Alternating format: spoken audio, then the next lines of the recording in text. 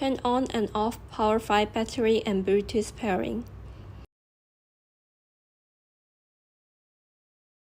Short and long stay above the battery's power button field until the battery indicator light is on.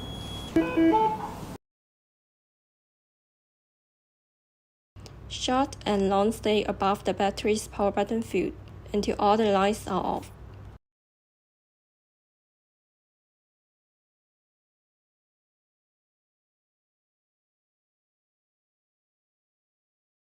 Short and long stay above battery's power button field until the battery indicator light is on.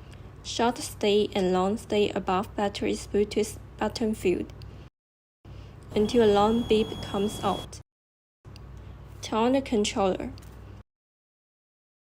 Long press the power button and the minus button of the controller. The battery level shows and the Bluetooth icon disappears on the screen. Bluetooth pairing succeeds.